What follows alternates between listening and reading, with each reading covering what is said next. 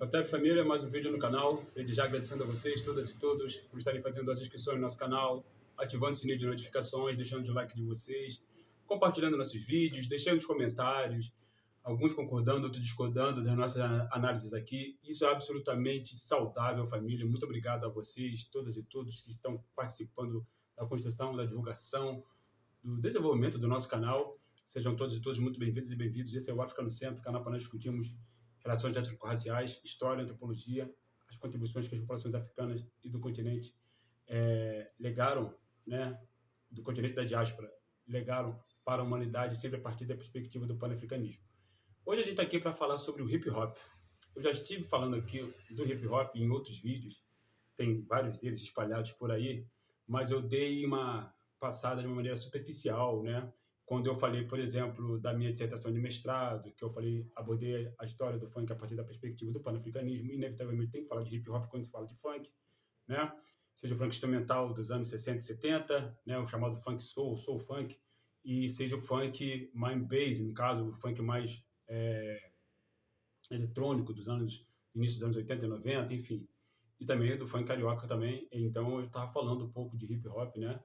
Também falei um pouco de hip-hop num outro vídeo, quando eu estava falando exclusivamente do Afrika Bambaataa, exclusivamente do Mind Bass, né? E mostrando que aquilo que nós curtimos aqui já era o hip-hop, só que nós chamávamos isso de Mind Bass. Só que eu dei uma pincelada, né? Na verdade, não falei especificamente de hip-hop. Hoje a gente vai falar especificamente de hip-hop. O hip-hop, família, vocês sabem que é uma cultura exclusivamente preta. O hip-hop, ele tem dois pais e uma mãe, vamos dizer assim. Um dos pais do hip-hop é o Kool Herc, DJ, nascido na Jamaica, que migrou para os Estados Unidos, né? E a mãe seria a sua irmã, a irmã do Kool Herc, que é a Cindy Campbell. O outro pai da cultura hip-hop é o grande Afrika Bambaataa, que nasceu no Bronx, e que em 1973, e o hip-hop, portanto, está completando 50 anos, né?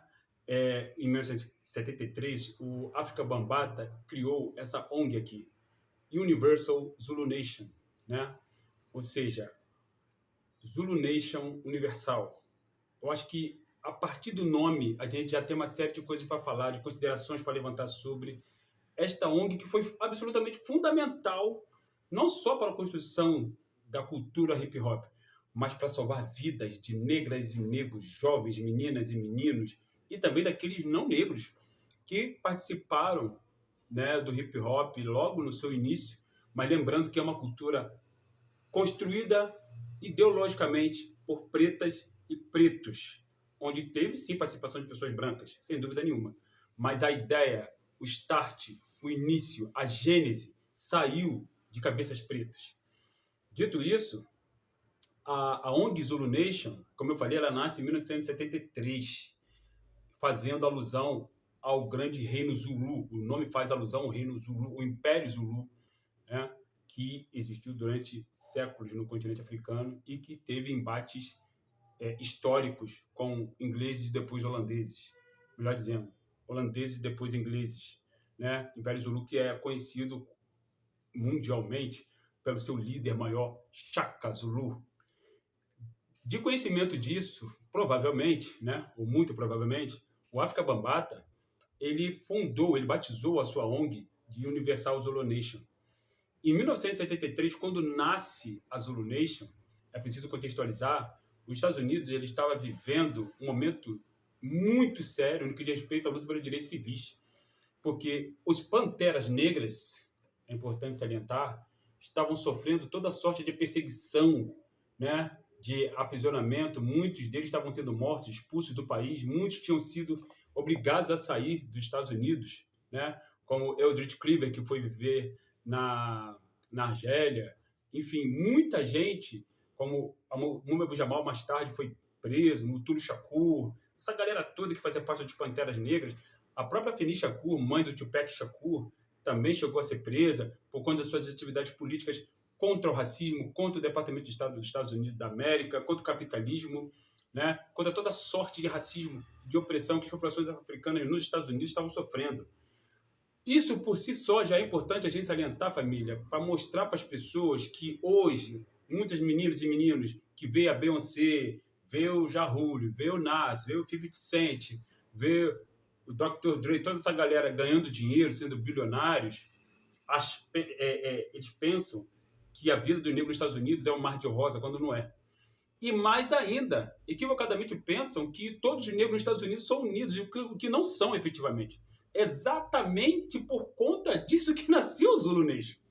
Porque havia divisões de gangues nos Estados Unidos nos anos 70, e essa divisão de gangues matava sistematicamente uma série de meninas e meninos negros, principalmente meninos negros.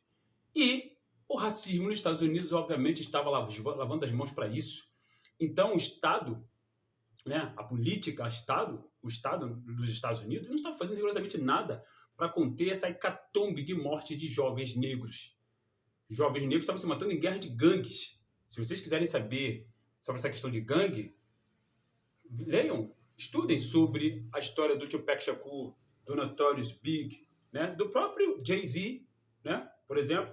Vejam um filme chamado Warriors, Selvagens da Noite, que fala sobre isso, é um cult, é um clássico, que vocês vão ver a realidade, vocês vão conhecer a realidade das gangues de jovens nos Estados Unidos que vivem se matando mutuamente, né? Essa rivalidade que mais tarde a gente vai conhecer entre a costa oeste e a costa leste tem a ver com isso, com mortes, né? Os Crips, os Bloods, tem a ver com isso, essa rivalidade entre essas duas gangues de negros. Então, tudo isso que estava acontecendo nos Estados Unidos, que mostra que de união, os pretos dos Estados Unidos não tem. É muito parecido com a realidade do Brasil, salvo algumas diferenças, mas tudo isso estava acontecendo nos Estados Unidos nos anos 70. E aí é importante salientar que o movimento hip-hop, sendo o que foi naquele momento e o que continua sendo, ele é tributário, ele bebe na fonte do movimento Black Power, encabeçado pelas Panteras Negras. Então, por si só, é um movimento anticapitalista, né? Um movimento hip-hop. O movimento hip-hop vai beber na fonte do movimento pelos direitos civis, assim como o próprio movimento dos Panteras Negras, o próprio movimento Black Power. O movimento hip-hop vai beber na fonte do movimento pela descolonização dos países africanos. Nos anos 70 estavam ocorrendo muitos processos de descolonização de países africanos, né? Como a Rodésia, que depois veio se chamar Zimbábue, o Zaire, que depois veio se chamar Congo, né? O próprio Guiné-Bissau e Guiné-Conakry, em 1973, Amílcar Cabral veio a ser assassinado, né? Angola estava no processo de descolonização em 1974, com a Revolução dos Escravos, começa o processo de descolonização em Angola, com Agostinho Neto, né? Samora Machel, em Moçambique. Todos os países africanos estavam passando por esse processo de descolonização, e tudo isso também estava influenciando, né, na visão política dos pretos nos Estados Unidos naquele momento ali. Logicamente, o hip-hop estava bebendo, se alimentando de tudo isso. E esse movimento que eu acabei de citar, de descolonização do continente africano, mais o movimento dos Panteras Negras, mais o próprio movimento hip-hop, o movimento funk dos anos 60, fundado por James Brown, né, e outros, estavam vinculados ao movimento maior, que é o movimento pan-africanismo.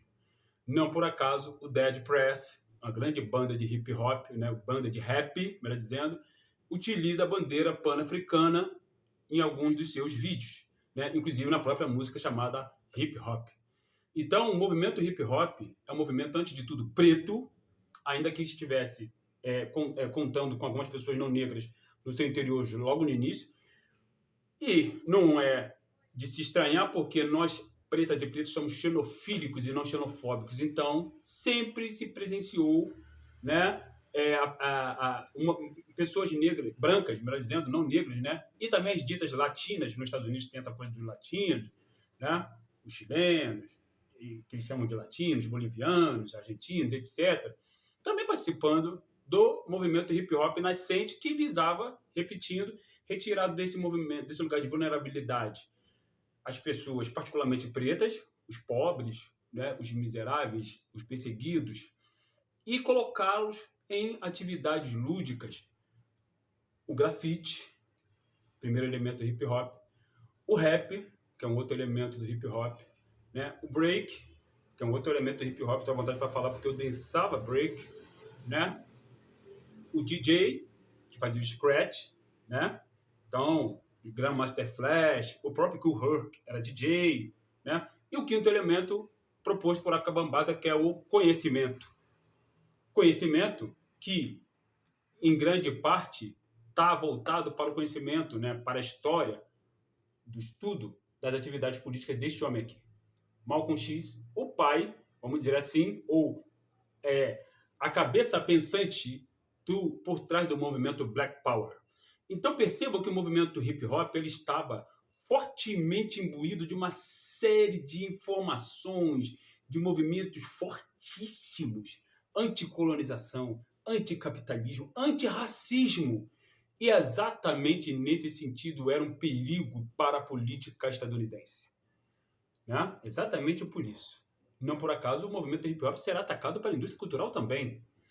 Mas o que é importante salientar é quando o hip hop nasce, né, nos bairros pretos, no Bronx, no Harlem, no Brooklyn, ali em Nova York, mais tarde ele vai ser também, vai ter seus capítulos em Miami, que é no sul dos Estados Unidos, né, na alta costa estadunidense, né, mais próximo de Cuba, inclusive Miami. Né? Não por acaso a gente vai chamar, nos anos 80, né, já antecipando a minha fala, que eu vou chegar lá daqui a pouquinho, a gente vai chamar o que se conhecia lá nos Estados Unidos como hip hop, como rap, melhor dizendo, como rap, nós vamos chamar aqui no Brasil, nos anos 80 e anos 90, de Miami Bass, Baixo Miami, né? Que nós chamávamos de melô do cachorrão, melô da explosão, melô da trovoada, melô do anjinho, né? Melô do nojento, e etc. Essas músicas, inclusive, que a gente usava muito para dançar break, nos bailes funk.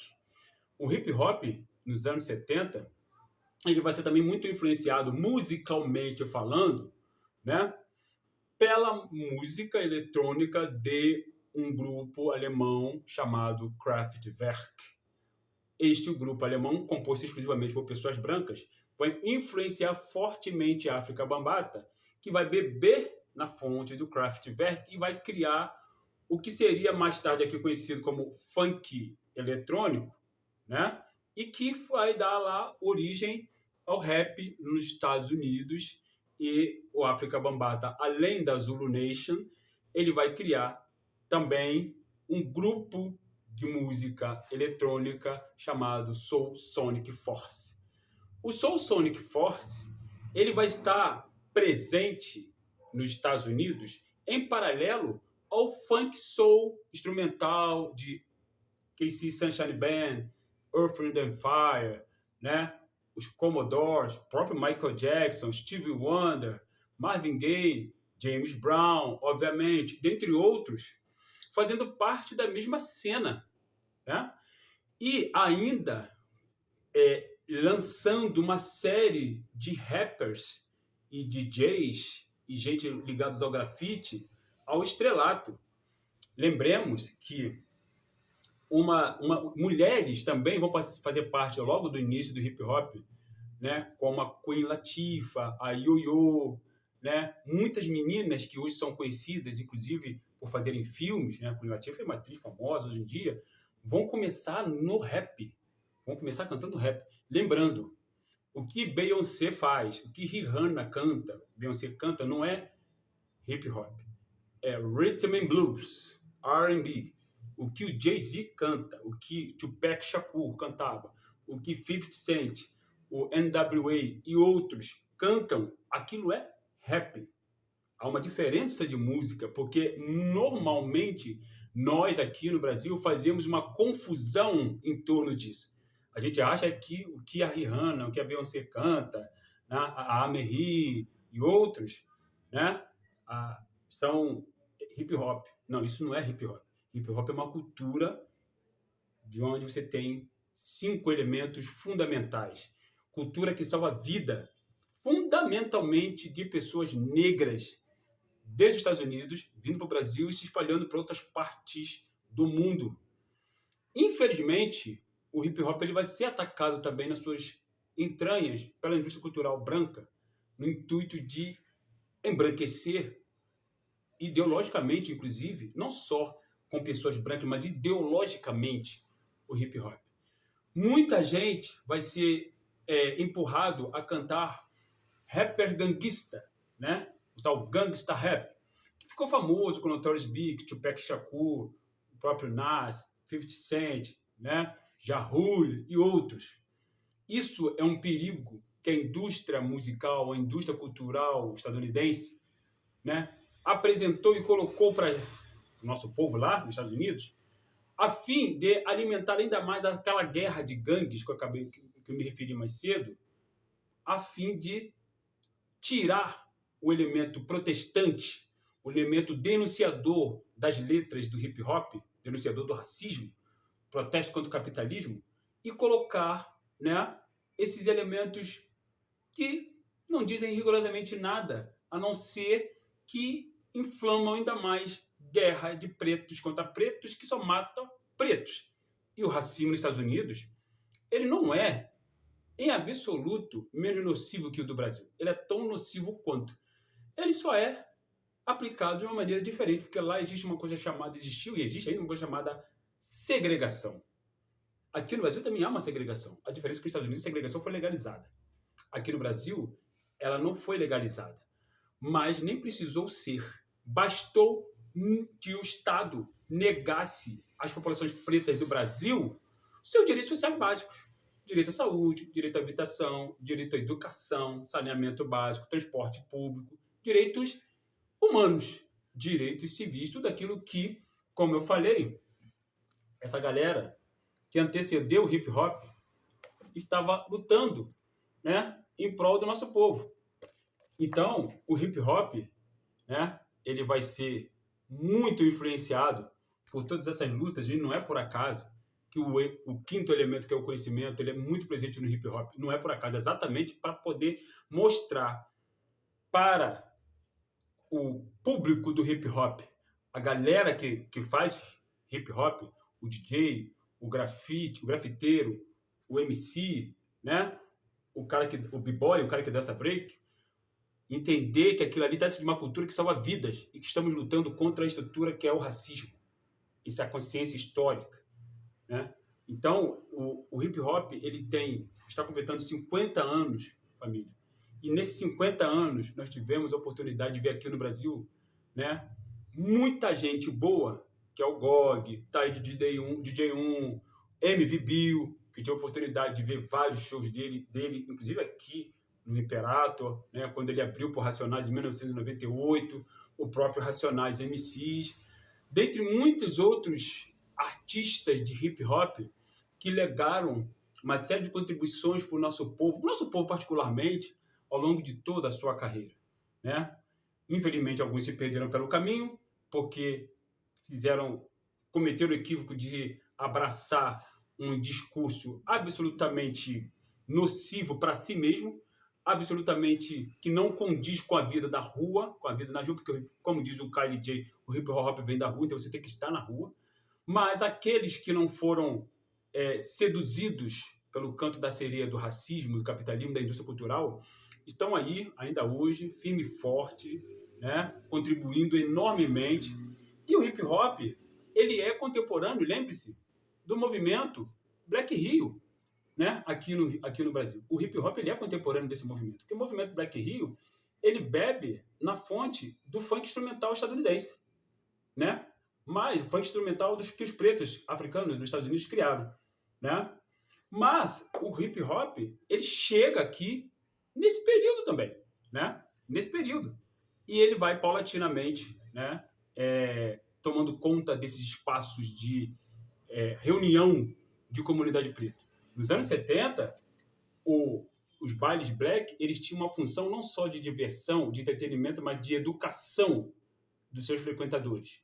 Passavam nas paredes os slides de gente muito importante, como Malcolm X, Martin Luther King, Stokely Carmichael, toda essa galera que estava fazendo o processo de descolonização do continente africano, né? Tom Smith, John Carlos, que participaram da Olimpíada do México em 68, que fizeram o gesto do punho cerrado, né, quando ganharam a medalha lá na Olimpíada do México. Então, era também um movimento, logicamente, o movimento Black Rio, é um movimento educativo. E o movimento hip hop ele chega aqui nesse mesmo período, quando também, inclusive, o próprio movimento Black Rio está sofrendo uma série de ataques da indústria cultural branca.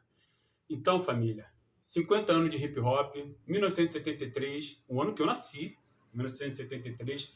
Eu sou contemporâneo do hip hop, né? Assim como Racionais, Kali J, Ice Blue, Ed Rock, Mano Brown, tudo a galera na casa dos 50 anos. É tudo nosso. E aqui fica um recado: não permitam que espaços pretos originalmente feitos, organizados para nossa descolonização, sejam contaminados com música de Taylor Swift, como eu vi um vídeo lá da Pedra do Sal, onde ali se toca Rhythm and Blues, o charme, como nós chamávamos antigamente, né? Como tem no Deltão, no viaduto de Madureira, estava sendo contaminado por música que não condiz rigorosamente, em nenhum momento, em nenhum segundo, com a proposta daquele espaço ali, que é um espaço de pretos, para descolonização. Ainda que nós sejamos xenofílicos, é preciso prestar atenção que a nossa cultura, e o hip hop é uma cultura, como eu acabei de falar, ela está o tempo todo sendo atacada pelos racistas. E como diz a grande Marimba Anne, nossa cultura é o nosso sistema imunológico. 1973, 2023, 50 anos de hip hop. Salve África Bambata, salve a grande Cindy Campbell, salve Kool Herc. Estamos juntos sempre. Hotep, Africano Center.